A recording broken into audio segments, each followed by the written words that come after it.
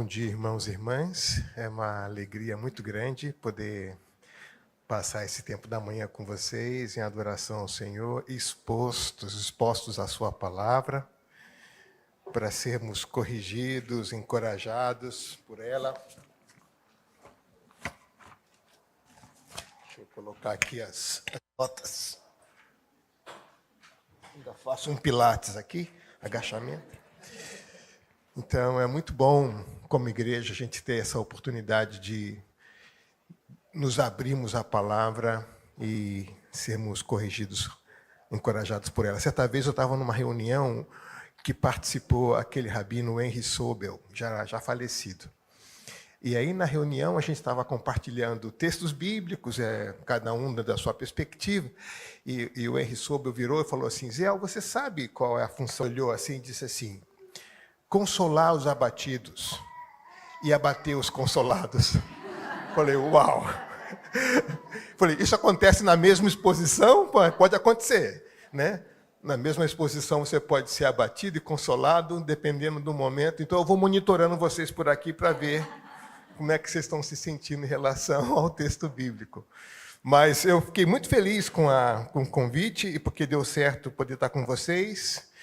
De fato, a gente tem a alegria de poder...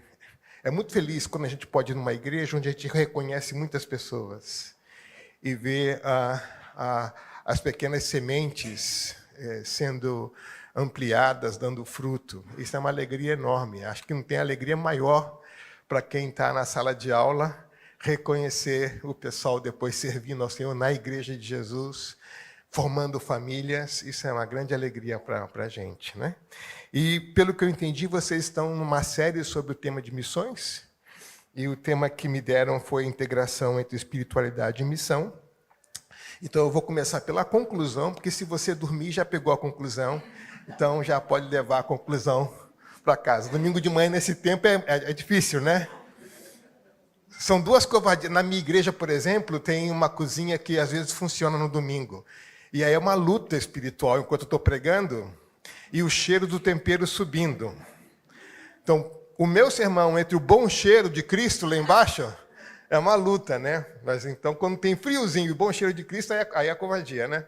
Muito bem. Então, a lógica da exposição de hoje vai tentar trabalhar a seguinte ideia, tá bom? Quer dizer, o plano redentivo de Deus em ação na história se tornou efetivo e eficaz, suficiente, por meio da vida de Jesus Cristo. E ele segue ativo por meio da ação do Espírito Santo no testemunho e na proclamação da vida da igreja. Então, é fundamental a gente entender que na missão, é a missão de Deus no qual a igreja está inserida. Deus, em Cristo, efetivou o seu plano redentivo na história. Esse plano que ele elaborou desde a eternidade. E no tempo certo, Cristo veio e de forma eficiente, eficaz, suficiente, e de uma vez por todas, realizou esse plano. Conquistou essa vitória. E ele, então, envia o seu Espírito para que a igreja continue nesse processo. Nós estamos fazendo parte, como igreja, dessa missão de Deus na história. E a igreja é motivada, é fortalecida, é encorajada por essa ação do Espírito. Portanto, essa relação entre missão e espiritualidade tem a ver o quão sintonizado como igreja nós estamos com a ação do Espírito. Como nós vivemos em um mundo caído, não é incomum que a igreja, ao longo da história, sofra essa pressão de ajuste. Nós sempre somos pressionados a nos adaptar ao nosso entorno. E, às vezes, como igreja, nós nos tornamos mais parecidos ao nosso entorno do que ao nosso Senhor. Então, de tempo em tempo, o Senhor tem que visitar a sua igreja e dizer, olha, eu ando no meio de vocês. Essa é a tese de Apocalipse, por exemplo, quando o Senhor visita as igrejas e diz, eu ando no meio de vocês, vocês vão bem em relação a isso e aquilo, mas contra isso, não vai bem. E aí o Senhor faz uma revelação renovada do seu Filho, de Jesus para que a igreja seja renovada na sua missão. Então, uma missão, uma eclesiologia renovada é precedida por uma visão renovada de Cristo. Não é uma outra visão de Cristo. É simplesmente ressaltar aqueles aspectos de Cristo que na conduta da igreja ficaram opacos, apagados por causa do seu entorno, por causa da pressão do entorno. Então, 60 anos depois da morte do Senhor foi necessário fazer isso, e ao longo da história da igreja continua sendo necessário a gente fazer essa pergunta difícil, mas vital para a igreja. Senhor, será que nós nos vemos como o Senhor nos vê? Como é que o Senhor nos vê? A gente tem que fazer essa pergunta o tempo todo, para ajustar, para sintonizar o nosso coração, a nossa ação, o nosso espírito, ao Espírito de Deus, para a gente poder corresponder àquilo que Deus espera que, como igreja, a gente faça na história. Então, muitas vezes, a igreja pode, na sua ação da história, mais expandir ou refletir o seu desajuste em relação a Cristo do que a sua sintonia com Cristo. Então, eu cresci numa igreja batista bem tradicional, onde no culto de quarta-feira, no culto de oração, naquela época, no culto de oração, ia os irmãos e as irmãs também. Hoje, só as irmãs que vão, né? Mas antigamente os irmãos também iam. As irmãs do coque, que tem o Wi-Fi aqui celestial, que vai e liga direto no céu aqui. Né? Mas a gente começava o culto de quarta-feira cantando um hino que era mais ou menos assim: vem, visita a tua igreja, sem a tua graça ela murcha, vai ficar sem vigor, vem, visita. Essa oração que a gente precisa cantar sempre, todo dia. Porque sem que a gente perceba, a gente copia muito o nosso entorno.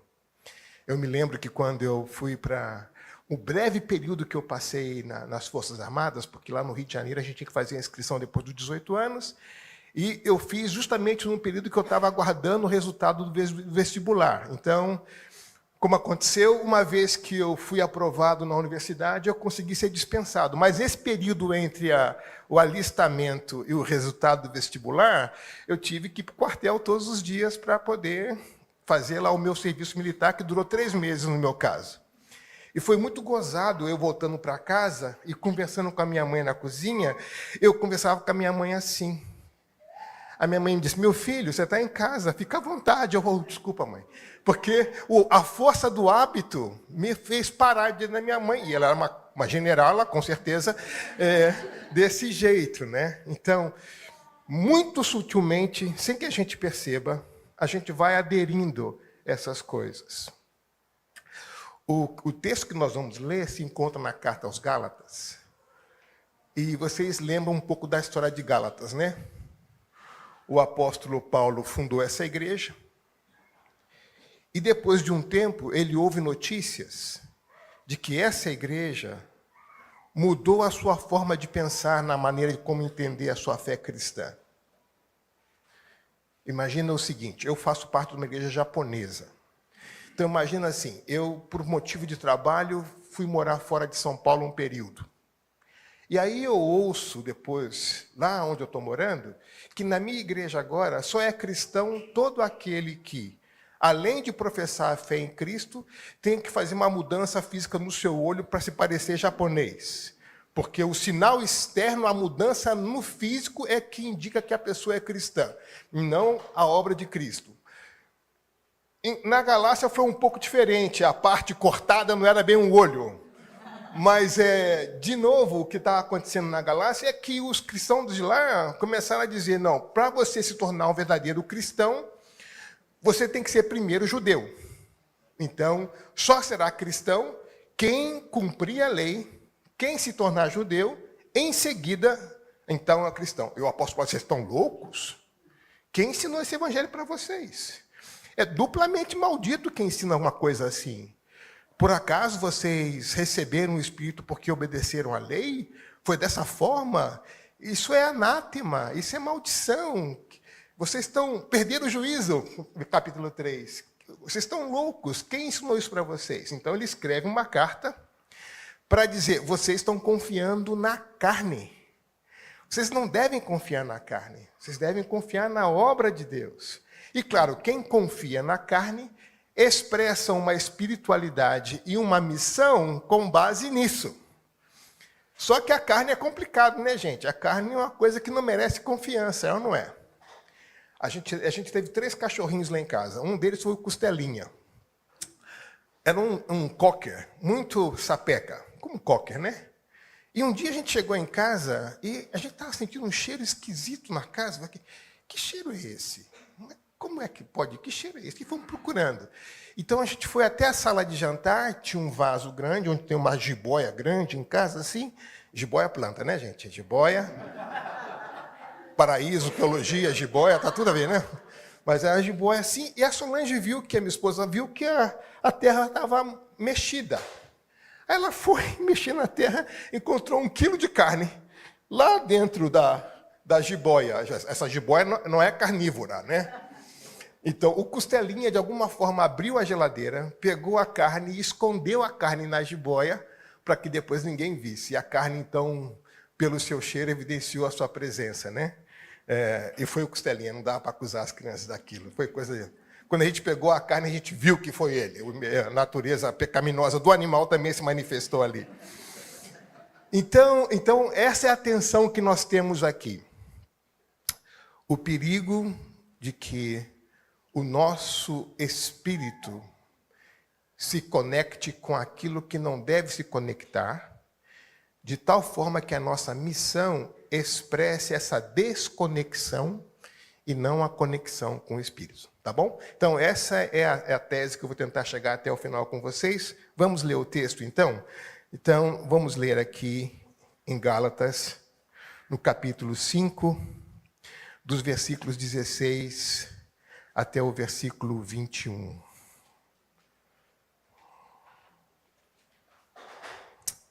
Eu vou ler na nova versão transformadora, tá bom? Diz assim: por isso eu digo, deixem que o Espírito guie sua vida. Assim, não satisfarão os anseios de sua natureza humana.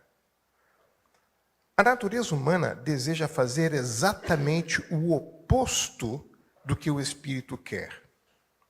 E o Espírito nos impele na direção contrária àquela desejada pela natureza humana. Essas duas forças se confrontam o tempo todo, de modo que vocês não têm liberdade de pôr em prática o que intentam fazer. Quando, porém, são guiados pelo Espírito, não estão debaixo da lei. Quando seguem os desejos da natureza humana, os resultados são extremamente claros: imoralidade sexual, impureza, sensualidade, idolatria, feitiçaria, hostilidade, discórdias, ciúmes, acessos de raiva, ambições egoístas, dissensões, divisões, invejas, bebedeiras, festanças desregradas e outros pecados semelhantes. Repito o que disse antes: quem pratica essas coisas não herdará o reino de Deus. Deixem que o Espírito guie sua vida. Então, a missão deve focar na espiritualidade, porque a missão deve nos levar a focar para além da ação em si. Mas é necessário qualificar, adjetivar aquilo que nos move nessa missão. Porque a missão, ela reflete uma motivação, ela revela um compromisso, ela alerta para um conflito, ela indica um destino muito claro. Então, qual é o poder que anima essa missão? Nós vemos nessa passagem, com atenção, que ela é um convite para olhar com devida atenção o nosso coração. Qual é a tensão fundamental que nesse coração se manifesta o tempo todo? Quem de fato nos guia na ação, na vida cristã? Qual é o caminho, qual é o modo de vida que nós adotamos nessa missão? E temos que ser realistas quanto ao destino. Dependendo daquilo que nos move, o destino vai ser diferente, como diz o texto. Então, aqui, o texto faz um relato de um quarto escuro, quando descreve uma série de situações difíceis aqui. Antes de eu entrar em detalhe nesse quarto escuro, deixa eu só colocar para vocês uma coisa importante aqui. A mesma cruz que revela é a cruz que oferece graça e cura, tá bom? Então, quando o Senhor Deus nos mostra a realidade oculta do nosso coração, os quartos escuros da nossa alma, ele não faz como aquele que quer zombar da gente, ele faz como aquele que nos convida à cura. Então é importante, toda vez que a gente lê textos que desnudam a nossa alma e o nosso coração, ler esse texto com o olhar da graça, que a Bíblia revela, mas a mesma Bíblia que revela, nos revela também a cura, a graça de Deus. Então, é dessa forma que a gente entra nesse quarto escuro. Deixa eu dar um exemplo para vocês, que acho que é a melhor história que eu conheço, que eu tenha experimentado, que revela o quão importante é essa situação no que diz respeito à missão. Alguns de vocês já ouviram essa história, mas eu vou voltar a contar aqui para vocês mais amplamente. Eu tive um aluno no seminário que ele me entregava as resenhas, mas entregava as resenhas de forma manuscrita. E eu peço uma resenha por cada aula. O pessoal tem esse trauma da resenha, já sabe, né? E eu achava estranho porque o computador dele na sala de aula era de última geração, daquele computador tão fininho que você abre, nem precisa digitar. Você olha assim, já digita sozinho. Última edição, assim, moderno. Mas a resenha vinha manuscrita. E tinha um problema, porque foi a primeira vez na vida que eu vi escrito na minha frente a gramática de língua estranha, porque eu não entendia nada do que ele escrevia. Porque a letra era um pouco prejudicada. Ele não fez caligrafia na escola, com certeza. Não escreveu Olavo viu Moema, Moema viu a uva. Não escreveu, ele não fez. Na minha escola tinha que fazer caligrafia, bem redondinha. Ele não fez. Então eu olhava para aquilo e era aquilo mesmo. Misericórdia.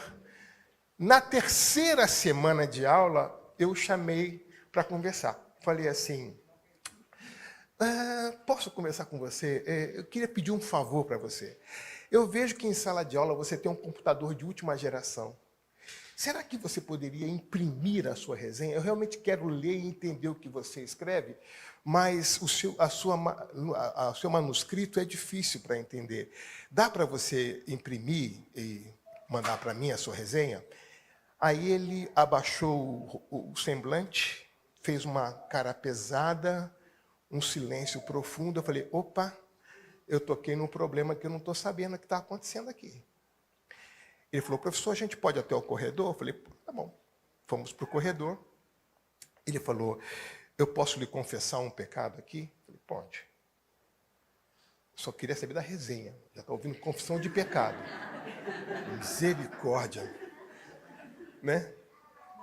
Eu falei, qual é o seu problema? Ele disse, professor, eu tenho um problema sério.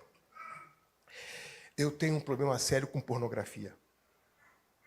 E eu fiz um voto de santidade ao Senhor. Toda vez que eu chego em casa do seminário à noite, cansado depois de um dia de trabalho e mais aulas, eu deixo na garagem, dentro do carro, o meu celular e o meu laptop. E eu subo sem isso, para não me conectar. Porque se eu me conectar à noite, cansado, eu vou recorrer à pornografia. Então, para manter o meu voto de santidade ao Senhor, eu deixo o celular e o computador no carro e eu tento fazer resenha cansado, mas de forma manuscrita, e a minha letra não é muito boa. Posso continuar trazendo a minha resenha manuscrita? Eu falei, eu não quero receber nada impresso seu.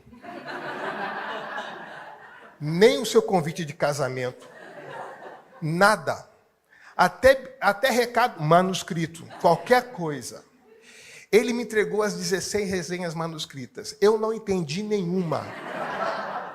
Ele foi aprovado com 10. Falei, Senhor, o Senhor sabe o que ele escreveu.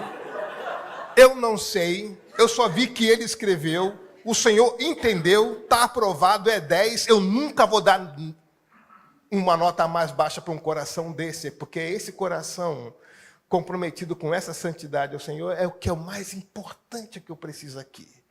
Eu não preciso saber o que ele escreveu. O Senhor sabe. Eu sei que ele leu. Ele me trouxe aqui 5 páginas escritas de língua estranha. Então, o Senhor sabe. É 10, está aprovado. Então, essa realidade do coração, esse foi o melhor exemplo que eu consigo dar, porque vocês vão esquecer o que eu vou expor aqui, mas essa história vocês não vão esquecer. Toda vez que você ouvir a palavra resenha, o Espírito Santo vai dizer, olha, cuidado com o computador, é ou não é? Muito bem. Então, o que é que esse texto nos mostra aqui? Primeira coisa importante é que, nesse capítulo 5, nós temos um debate do apóstolo Paulo sobre o conceito de liberdade cristã, porque o cristianismo define liberdade de uma outra forma do que a nossa cultura define, e como é que essa liberdade tem a ver com essa vida no Espírito. No versículo 13 do capítulo 5, o apóstolo Paulo diz assim, essa liberdade cristã não é para você fazer o que você quer fazer. A liberdade cristã é para que você ame o próximo e sirva. Não é para expressar os seus desejos, para fazer valer as suas vontades. Então, a forma como a política define a liberdade, a forma como a cultura define liberdade, a forma como a moda define liberdade é muito distinta da forma como a fé cristã define liberdade. Diz, essa liberdade, a liberdade real, nós só conseguimos em Cristo. Versículo 1 do capítulo 5 diz assim, portanto, permaneçam firmes nessa liberdade, pois Cristo verdadeiramente nos libertou. Então, não é uma conquista dos meus valores, essa liberdade é uma conquista de Cristo. E no versículo 13 ele diz, essa verdadeira liberdade se expressa como? Porque vocês, irmãos, não foram chamados para viver em liberdade. Não a use, porém, para satisfazer a sua natureza humana. Ao contrário, usem-na para servir uns aos outros em amor. Então, a fé cristã também usa o conceito de liberdade, mas ela redefine liberdade. É para servir e a expressão de amor, e não de fazer valer o que eu quero, os meus desejos, os meus impulsos, os meus sentimentos. Então, a liberdade é um conceito que tem que ser adjetivado pela nossa fé aqui. Então, nós temos, então, aqui essa relação entre a liberdade de Cristo, conquistada por Cristo, e essa vida que o apóstolo Paulo disse, deixem ser guiados pelo Espírito. E por que é importante ser guiado pelo Espírito? Primeira coisa importante, 3 coisas aqui, vamos pegar um pouquinho da teologia sistemática aqui, né? 3 coisas importantes que o Espírito Santo faz. Primeira coisa importante que o Espírito Santo faz é que o Espírito Santo torna real a presença de Jesus no meio do seu povo. Essa é a função do Espírito Santo. Fazer com que Cristo, o Espírito de Cristo, torne presente entre nós a presença de Jesus. Essa é a função que só Ele pode fazer. Uma segunda coisa importante que o Espírito Santo faz, o Espírito Santo nos transforma a imagem de Cristo, nos transforma essa imago Dei. Ele retoma esse processo de nos fazer a imagem de seu Filho. Em Cristo nós vemos Deus como é e o ser humano como deve ser. Então, essa é uma obra do Espírito que faz em nossas vidas. Viver no Espírito é ser transformado por Ele. O James Easton costuma dizer o seguinte, que uma das funções do Espírito é transformar indivíduo em pessoa. Ele diz, é uma obra do Espírito. O Salmo vai dizer, né, o que o Senhor começou, Ele vai continuar. Paulo também vai dizer em Filipenses, né? Ele começou essa obra. Nós estamos sendo esculpidos diariamente pelo Espírito para nos tornarmos a imagem do seu Filho. E a terceira coisa importante que o Espírito faz é que o Espírito Santo dá um impulso novo à missão. É Ele que impulsiona a missão, essa obediência missionária. Então, Ele não só torna real e presente Jesus no nosso meio, como nos transforma a imagem dEle, e como torna possível e nos motiva a missão. 3 obras fundamentais do Espírito no meio da sua igreja. Então, ser guiado pelo Espírito tem a ver com essas coisas. Uma vida que expressa a presença real de Jesus, uma vida que é transformada à imagem do seu Filho, uma vida que está imbuído na missão do Espírito de Cristo, em sintonia com esse Espírito. Daí, então, a espiritualidade é uma coisa fundamental. Versículo 17. Diz assim, a natureza humana deseja fazer exatamente o oposto que o Espírito quer. Então, aqui nós temos que identificar o guia. Quem é que, de fato, nos move e nos guia? Então, no versículo 17, nós temos essa realidade conflitiva das duas naturezas distintas que tentam dominar nossas vidas. Por um lado, o Espírito, por outro lado, a nossa natureza pecaminosa. O que morreu na cruz não foi a minha natureza pecaminosa, né? O que morreu na cruz foi o meu velho eu. Na glorificação, essa natureza vai acabar. Mas é importante, o Ziel antes de Cristo, isso morreu na cruz. Mas a minha natureza pecaminosa continua ativa, porque eu vou morrer, inclusive, por causa desse tipo de coisa. E esse conflito, mas ela não tem um domínio sobre mim. Lembra de novo aqui, quando nós somos salvos, nós somos justificados, é um ato, né? Nós somos salvos da consequência do pecado, certo? Aí o Espírito nos coloca num processo, a santificação, onde nós somos salvos do poder desse pecado. Até nos levar à glorificação, quando nós seremos salvos da presença do pecado. Então temos um ato, um processo e um destino. Justificação, santificação, glorificação. Então nós estamos nessa etapa da vida onde o poder do pecado sobre nós perdeu a sua força, mas continua ativo o tempo todo, tentando nos fazer na direção oposta daquilo que a nossa nova natureza em Cristo aponta. Então nós temos aqui a natureza humana com as suas lógicas, seus desejos, os seus modos. Temos o Espírito com a sua lógica, os seus desejos e os seus modos. Duas realidades presentes, permanentes, o tempo todo, diz o texto, em conflito. Esse conflito afeta a maneira como nós entendemos a liberdade, esse conflito afeta a maneira como nós vivemos a missão. E muitas vezes nós não conseguimos pôr em prática os nossos intentos, né? O importante é se perguntar, na pergunta da espiritualidade, quão conscientes nós estamos dessa batalha interior? Quem pode examinar os seus próprios erros, é isso? Então, as nossas afirmações contundentes, muitas vezes, ela sai mais rápido do que o autoexame necessário antes de ser feito.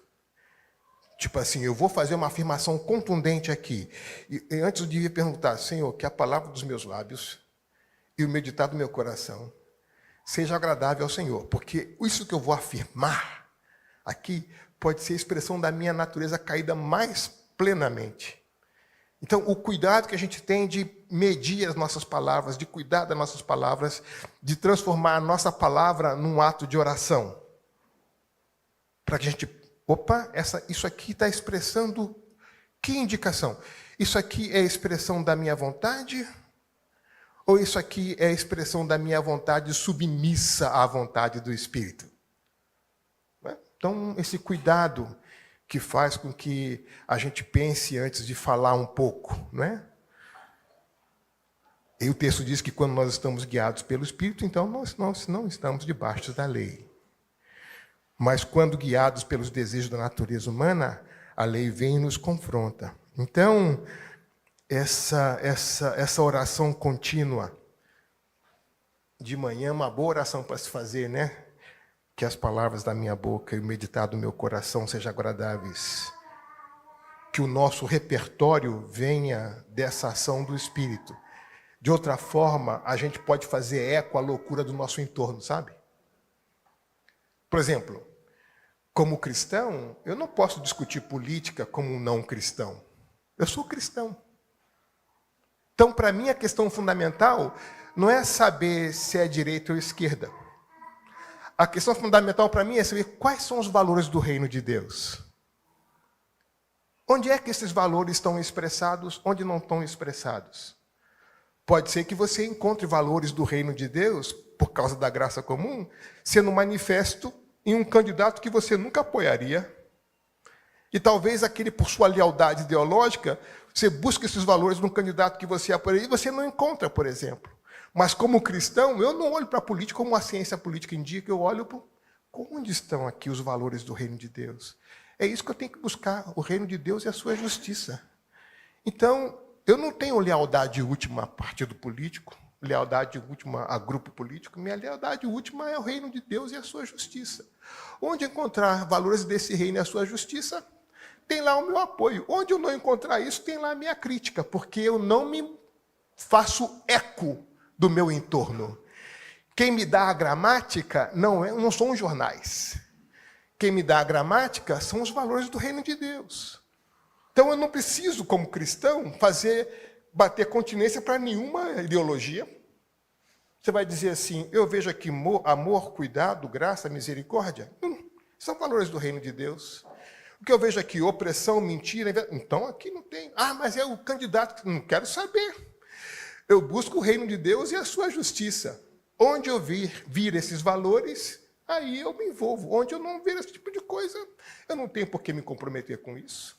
Eu sou livre. Livre para amar e para servir. Então, nós como igreja, muitas vezes, nos tempos passados, fomos quase que pautados pela temperatura do entorno, pela gramática do entorno, e fizemos eco dessa loucura com as nossas palavras, com a nossa ação, na nossa forma de compreender a nossa missão, simplesmente agindo como eco da loucura, mas não com essas palavras que vêm do reino de Deus, dos seus valores e da sua justiça. E a gente pode fazer isso por causa do Espírito. Enquanto o mundo não pode fazer, porque está preso nisso, a gente tem a liberdade para dizer sim e não. Como assim? Por causa do reino de Deus e da sua justiça. São esses valores que a gente busca. A gente não está preso a essas contingências históricas. Então, essa tensão revela uma agenda oculta. E como eu disse para vocês, essa agenda oculta mostra realidades do nosso coração que às vezes nós temos dificuldades de reconhecer. Mas se nós queremos vincular a missão com o Espírito, e a missão é a missão do Espírito, e queremos fazer a missão sintonizados com esse Espírito, a gente não pode se privar de fazer uma investigação do coração que o próprio Espírito propõe para a gente, para ver quem são essas forças internas no mais profundo do nosso ser que nutrem as nossas palavras, nutrem as nossas ações e a nossa forma de ver o mundo. É necessário identificar o guia. Quem é que nos guia? É o Espírito que nos guia ou a nossa natureza pecaminosa? Então, a primeira coisa importante é identificar se a nossa ação externa revela que tipo de orientação, que tipo de guia nós estamos. E essas palavras revelam, né? A nossa boca revela o coração, não é verdade? O que a gente fala mostra muito bem. Então, a primeira coisa importante na missão nessa vinculação, essa sintonia com o Espírito, é quem nos guia. Porque a natureza humana nos guia numa direção, mas o Espírito Santo nos guia na direção oposta àquilo que a nossa natureza indica. A segunda coisa que tem a ver aqui, eu quero chamar a atenção para vocês para essa realidade mais profunda do coração, dos desejos do nosso coração. E a palavra grega que o apóstolo Paulo usa aqui é muito interessante, epitomia, que são esses desejos intensos do coração humano. Olha que interessante. Se a idolatria é o termo característico e resumido no Antigo Testamento para a nossa tendência de nos afastarmos de Deus, lembra? Quando o povo errava, Deus mandava os profetas, e os profetas acusavam o povo da idolatria, que é quando o povo deixava de ouvir a Deus e passava a ouvir a outros deuses. Ou Josué disse, eu e minha casa vou servir ao Senhor. Vocês estão aqui no meio da Cananéia, aqui vocês sabem, olha, esses deuses que estão por aí, mas eu e minha casa vou servir ao Senhor, vocês têm que fazer a decisão de vocês. Então, esse perigo que no Antigo Testamento é resumido na palavra idolatria, quando o povo de Deus se deixa levar pelos deuses, ideias e ensinos do seu entorno e não por aquilo que Deus havia revelado para eles. Então, no Antigo Testamento, a palavra idolatria resume essa tendência de se afastar de Deus do povo. No Novo Testamento, esse mesmo movimento ele é resumido nessa expressão epitomia, desejos intensos do coração. Só que aqui no Novo Testamento, os autores fundem o conceito de idolatria com esses desejos excessivos que governam a vida. Olha só em Colossenses 3:5, como é que o apóstolo Paulo vai usar as duas expressões para mostrar essa atitude de rebeldia, de deixar ser conduzido pelo entorno e não por Deus. Diz assim, Colossenses 3:5. Portanto, façam morrer as coisas pecaminosas e terrenas que estão dentro de vocês. Fiquem longe da imoralidade sexual, da impureza, das paixões sensuais, dos desejos maus e da ganância, que é idolatria. Então, no Antigo Testamento, idolatria é a palavra que expressa melhor essa atitude do povo de Deus de dar as costas a Deus. No Novo Testamento, epitomia, desejos intensos do coração, expressam essa realidade.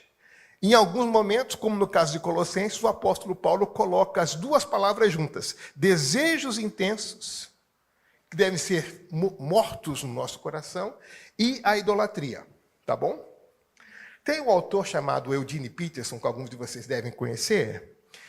Ele diz o seguinte, que muitas vezes nós somos guiados pela nossa trindade substituta. Ele explica, ele diz, a trindade substituta é composta por meus santos desejos, minhas santas necessidades e meus santos sentimentos. Gente, no gabinete pastoral o que eu mais vejo é isso. Pessoal, mas pastor, é o que eu estou sentindo no meu coração.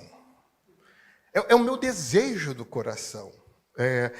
Assim, é a minha necessidade como justificativa para viver em desobediência. Eu falei, você pode viver, só que não espere que se você encher o tanque do seu carro de água, só porque o tanque está cheio de água, o carro vai andar. Você não pode esperar que um tanque cheio de água faça com que o carro ande. Porque a água não é o combustível desse carro. Não é o fato de estar cheio o tanque que vai funcionar.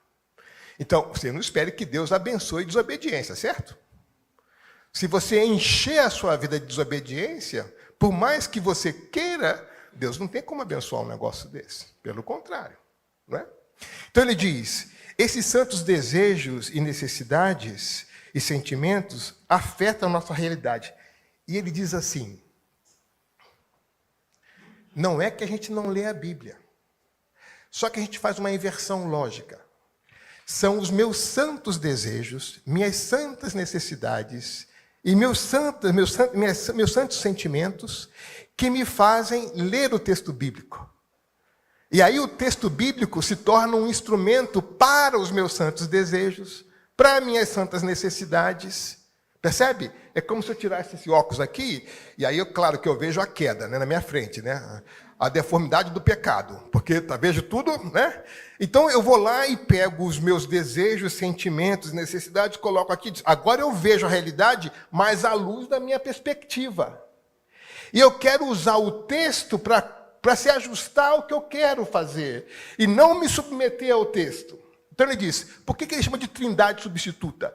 Que ao invés de nós nos submetermos ao Pai, Filho e Espírito Santo, nós submetemos a palavra aos nossos sentimentos, às nossas vontades e aos nossos desejos. A gente faz uma inversão.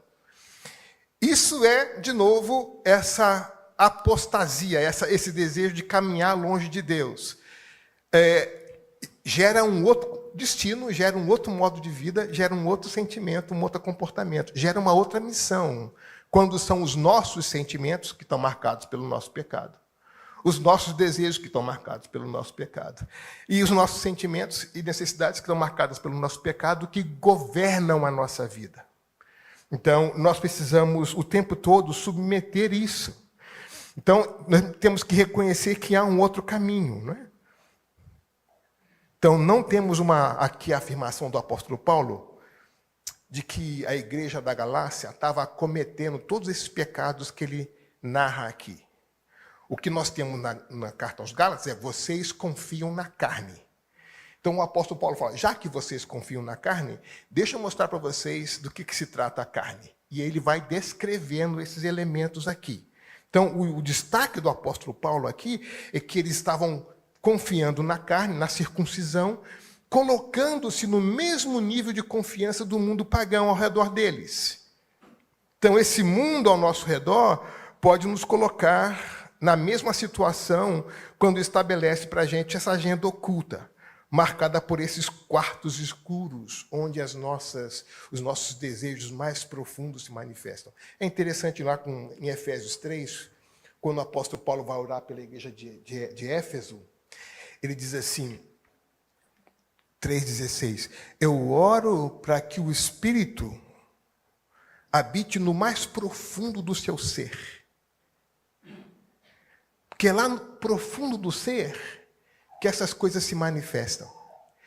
E engraçado não, graças a Deus, né? Então é engraçado da graça de Deus, né? No grego profundo, né? É que a palavra que ele usa para habitar é muito interessante. É assim, você quando está fazendo uma viagem de férias, você para descansar na estrada, você vai até um hotel, uma pousada e você habita ali por umas horas, talvez por um dia, para descansar e seguir viagem. Então, existe uma palavra grega para isso, não é a que ele usa. A palavra que ele usa aqui é você vai habitar como sua residência. Tipo assim, você está num apartamento de 50 metros quadrados, aí veio assistir o culto, deu 3 ofertas, Deus fez você prosperar, aí você muda, brincadeira, viu gente, brincadeira. Você muda para um apartamento de 200 metros quadrados. Aí você leva toda a sua mobília, é claro que quando você muda para um apartamento maior, vai ficar muito espaço vazio ainda. E aí você, com aquele espaço vazio, você vai com sua esposa, seu esposo, filhos, vai planejando como é que vocês vão habitar naquele espaço. Que tipo de mobília, que tipo de espaço.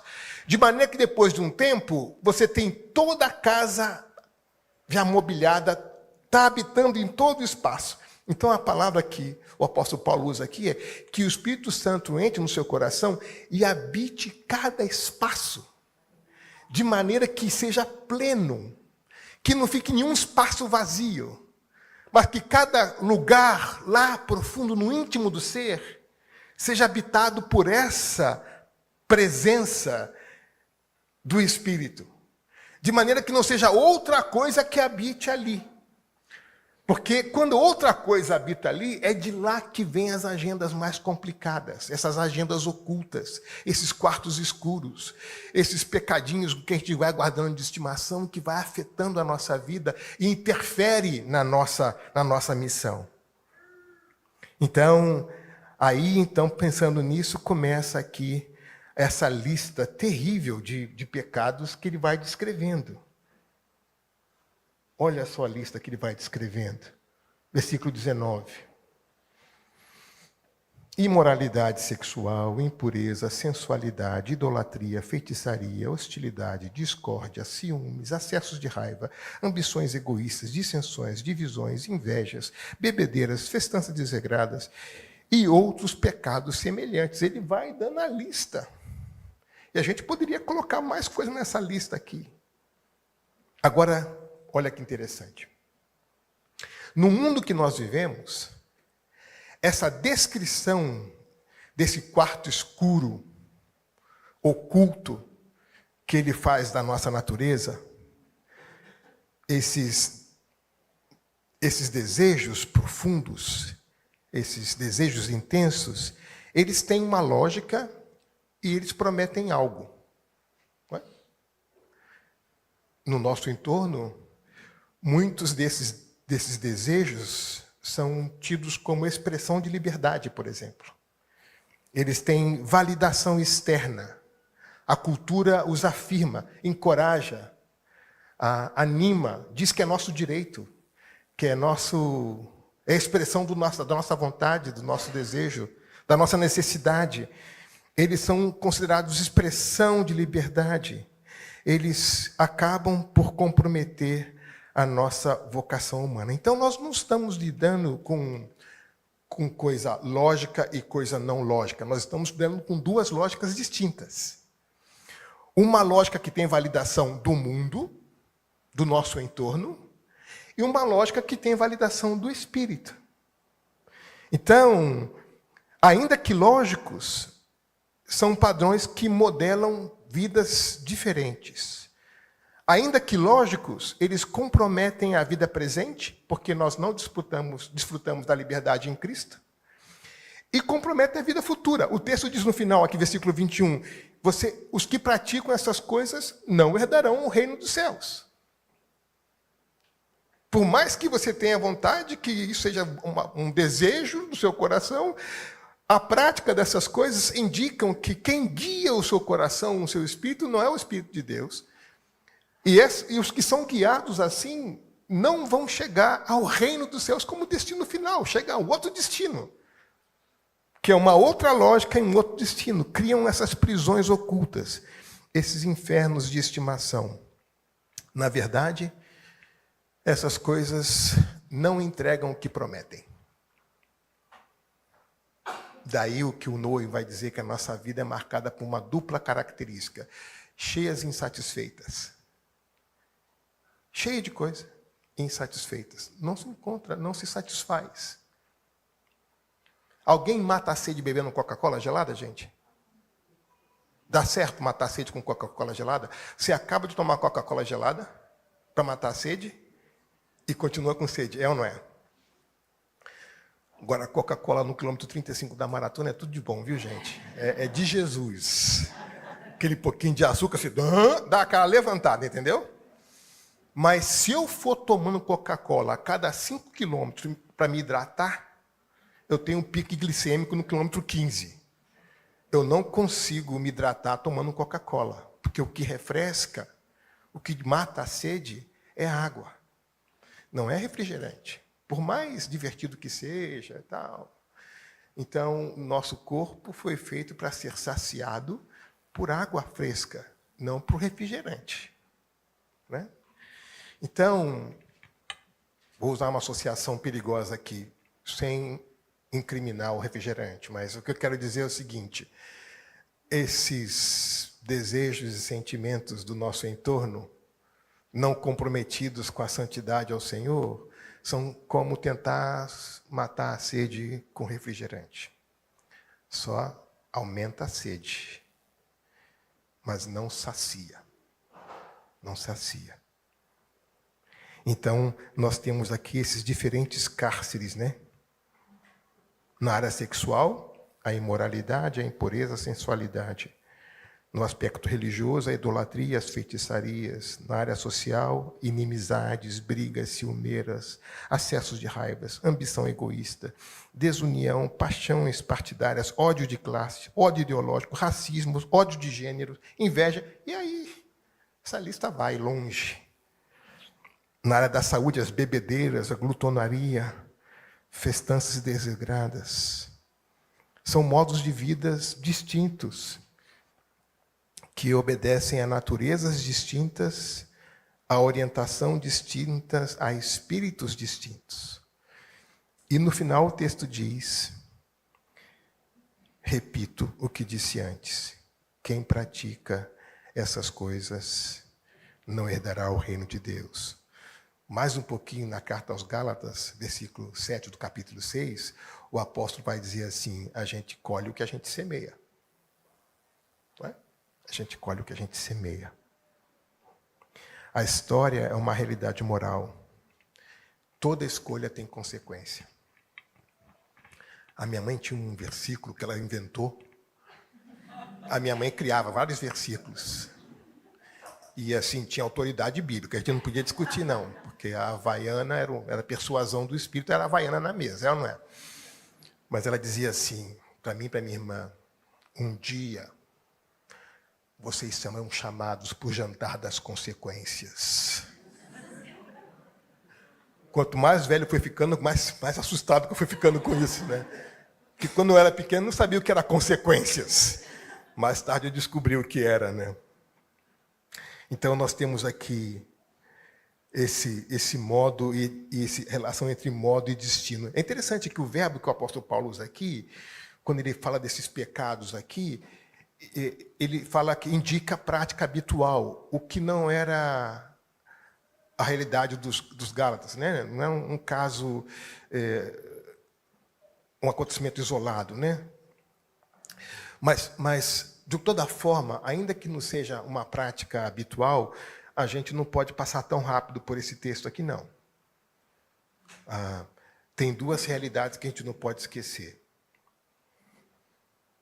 Primeira realidade, olhando para o nosso coração, a gente vê no Salmo 19, 12 e 13, quem é capaz de distinguir os seus próprios erros? Recentemente eu tive uma conversa difícil com a minha esposa, onde ela trouxe à luz coisas que eu não concordava. Eu digo, não, acho que você não está no espírito, não. Você não. Eu falei, deixa eu anotar isso aqui e vou levar para orar esse negócio. Aí, orando sobre o que ela estava falando, eu digo, acho que ela tem razão. Primeiro, tudo bem, Senhor, acho que ela tem razão.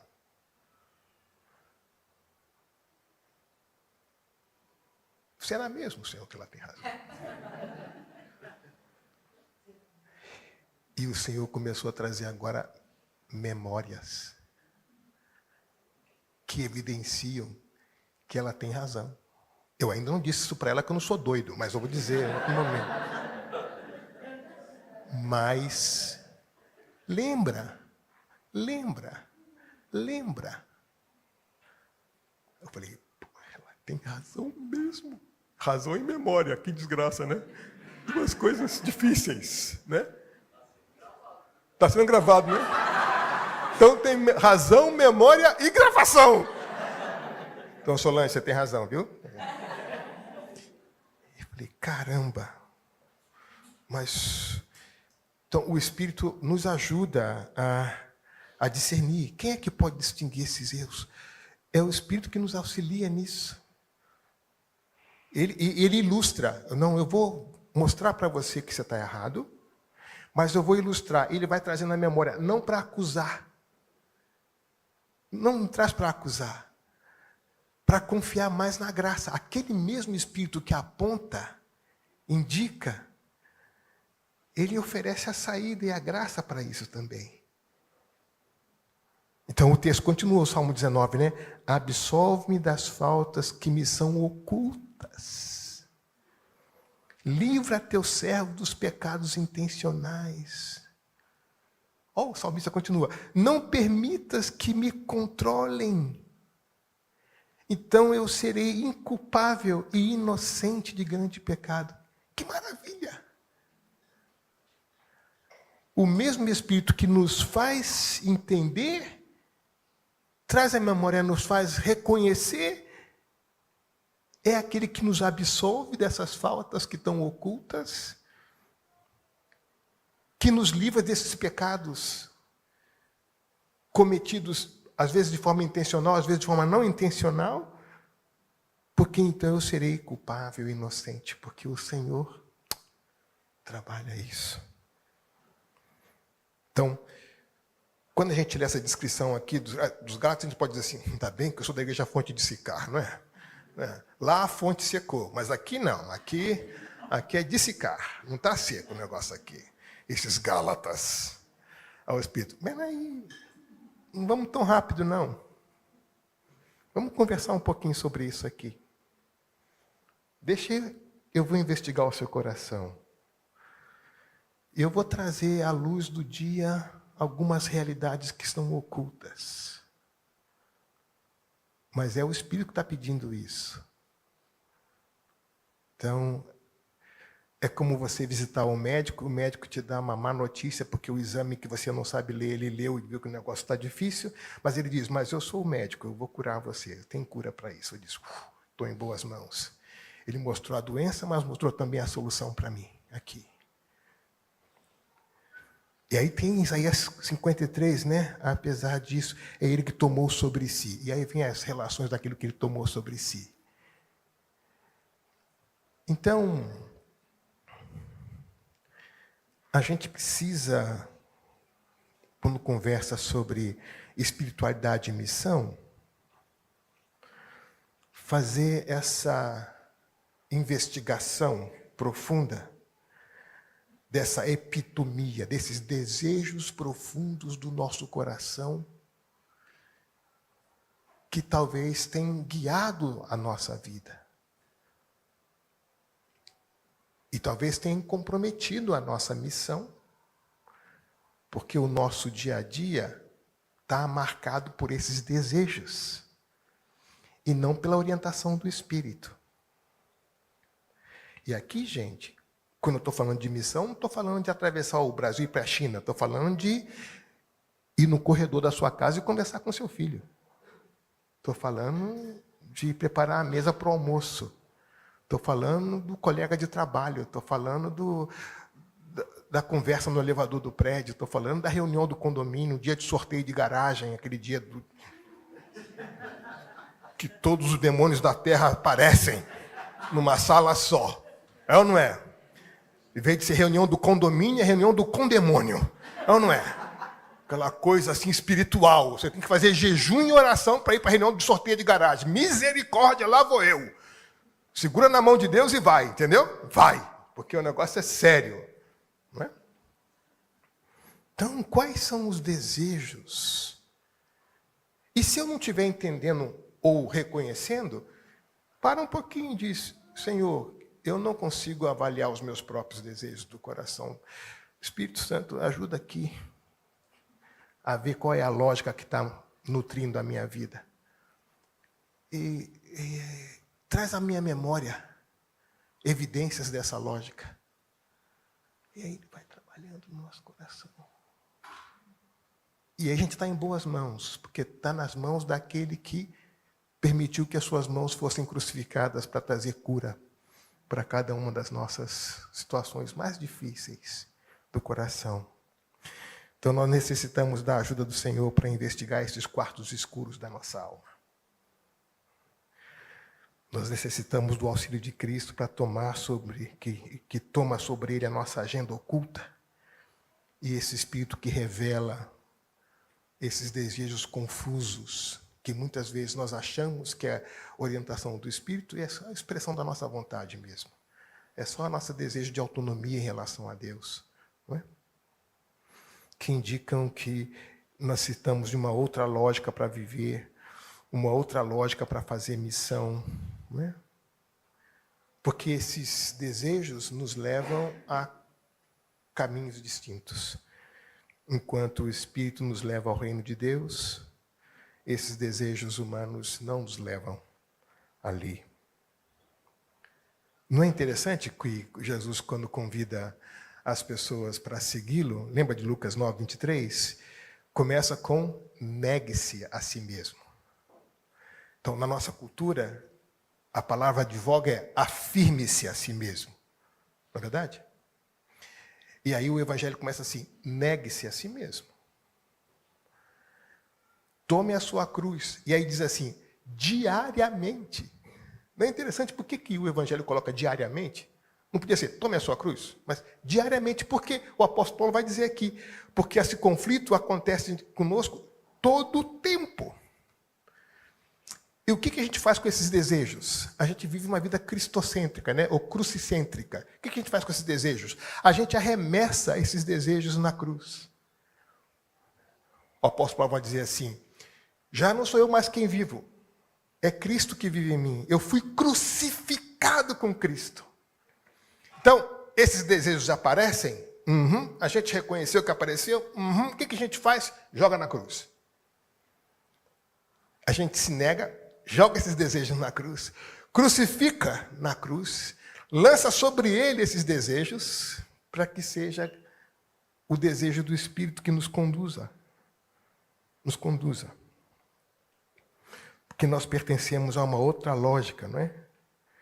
No versículo 25, 24, olha o versículo 24 e 25 do capítulo 5 mesmo, diz assim, aqueles que pertencem a Jesus Cristo crucificaram as paixões e os desejos da natureza humana. É isso.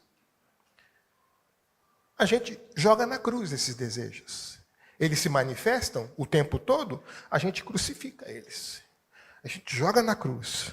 E aí no versículo 25, uma vez que vivemos pelo Espírito, então, sigamos a direção do Espírito. E aí vem aqui a área missionária. Olha, em todas as áreas de nossa vida.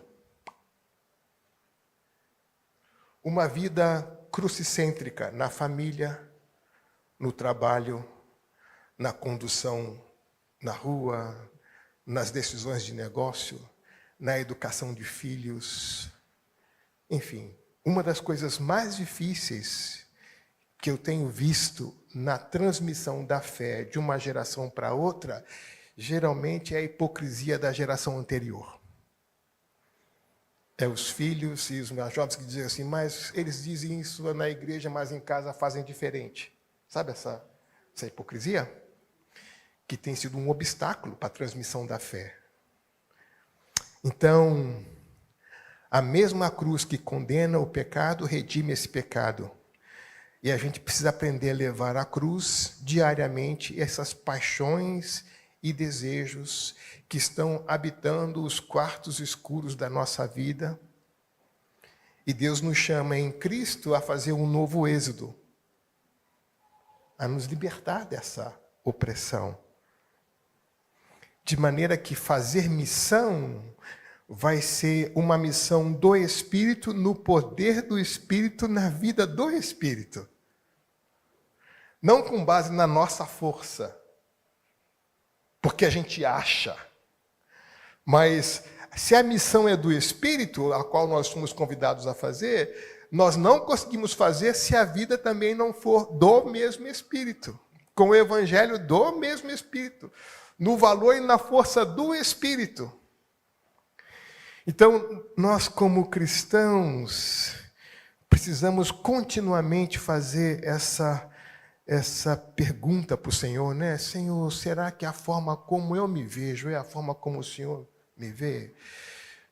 Eu não consigo perceber esses desejos da natureza pecaminosa funcionando na minha vida. A gente é quase um herege prático. Tipo assim, a gente acredita na natureza pecaminosa, mas não vê ela em operação. A gente não reconhece. Geralmente reconhece na vida do outro, né? Mas na nossa vida é difícil reconhecer, não é? O Rosbirk dizia assim, o homem prova que é pecador, o ser humano prova que é pecador, porque sempre condena o outro, né? Ah, você está com esse problema aí. Mas a gente tem dificuldade de olhar para a gente mesmo. Então, essa relação entre espiritualidade e missão. Missão é essa ação do Espírito anunciando ao mundo aquilo que Deus fez de forma definitiva, plena em Cristo na cruz. Pelo nosso testemunho, pela nossa proclamação. Mas, muitas vezes, na história da humanidade, a gente conhece essa história, o testemunho e a proclamação da igreja não reflete uma sintonia com esse Espírito. Reflete mais um eco do entorno. A igreja, ao invés de ser a solução para o problema, se torna parte do problema nesse sentido. E às vezes, ao invés de construir pontes, a gente constrói barreiras com o nosso testemunho. A gente acaba, de maneira muito sutil, confessando que somos pecadores, mas tendo dificuldade de identificar o pecado, sabe? Eu sou pecador, o senhor sabe que eu sou pecador. Como é que eu pequei hoje? Será que eu pequei hoje? Daí essa espiritualidade na missão, de reconhecer que o tempo todo nós estamos nessa tensão e nesse conflito de orientação da natureza humana apontando numa direção, o Espírito apontando em outra direção, e nós necessitamos da ajuda do Espírito para identificar isso. E o que a gente faz? A gente crucifica esses desejos. Crucifica esses desejos. A gente reconhece, nomina e joga isso na cruz. Para que seja o próprio Espírito de Deus agindo em nós que nos capacite a essa missão. Essa postura reflexiva, não passiva, mas reflexiva, de estar atento a essa voz do Espírito, reconhecer que somos incapazes de identificar esses quartos escuros do nosso coração, porque estamos tão habituados a ele que já se tornou natural. Como Lutero dizia, né? Leia a Bíblia contra você, era a recomendação de Lutero. Então, como é que o Espírito tem nos conduzido a essa direção? Agora, lembra, não é para nos destruir que ele revela esses quartos escuros. É que a graça dele nos alcance nesses quartos escuros. Não há nenhum pecado que você possa fazer que seja maior do que a graça de Deus, certo, gente? Então, a gente se lança na mão do Senhor porque é uma boa mão para se lançar. A gente pode confiar, sem ter problema de desconfiança. Deus não é um pai que minta, né? Esse versículo eu aprendi, e vou terminar com essa ilustração, com meu pai, de uma forma terrível. A minha unha do pé ficou encravada. E ficou difícil, eu era menino. Não conseguia colocar o meu quichute para ir para a escola, porque a unha... Quichute é velho, né, gente? Quichute. Procura no Google aí que vocês vão achar. Quichute era o bam da época, não é? Aí papai trabalhava na Firestone Pneus naquela época. Ele era responsável pelo departamento de compras da Firestone. Ele falou assim, meu filho, você não quer ir na fábrica comigo hoje, não? Falei, uau, eu adorava vir fazer pneu, né? Falei, meu pai me chamou para ir na fábrica com ele. E eu, tolinho, acreditei, fui, né? Vamos dar um passeio na fábrica? Claro. Olha, aqui pneu de Fórmula 1, pneu de caminhão, pneu de sei lá o quê. E eu vendo aquelas máquinas, aquele negócio, aqueles caldeirões, aquele negócio, que coisa. Enfermaria. Eu falei, enfermaria? O que eu vim fazer aqui, papai? Vou te apresentar aqui o italiano, o enfermeiro. Oi, italiano, trouxe meu filho para você ver aqui, para você conhecer. Eu estou com meu pai, né? Tá bom. Ele, Bambino! Bambino Ziel, entra aqui, Bambino Ziel. Estava tudo armado, já articulado. Queriam arrancar a minha unha. E eu olhei para o meu pai assim, com aquele olho assim, você me traiu. Condenei meu pai pela eternidade. Né? Me chamou para ver pneu, mas queria arrancar o meu dedo, não era verdade, né? Deus não faz isso com a gente, não. Ele já diz antes, né? Dentro de vocês tem uma natureza humana, lutando o tempo todo com a natureza do Espírito que eu coloquei em vocês. Fiquem atentos a essa luta. Se vocês querem ilustração, essa natureza humana se manifesta dessas formas. Contudo, vocês têm o Espírito aí em vocês. O que vocês fazem com isso?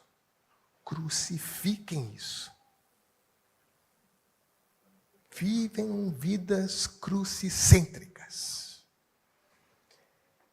Porque eu já tomei sobre mim essas coisas, para que vocês, na ação do Espírito, possam fazer a missão para a qual o Espírito quer que vocês façam.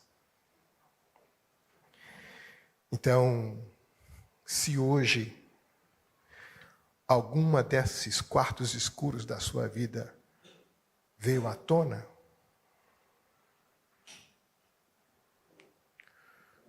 toma um tempo aí, convida Jesus para entrar nesse quarto escuro. E sem medo, coloque sobre ele essa dor. Coloque sobre ele esses desejos, esses sentimentos, essas vontades.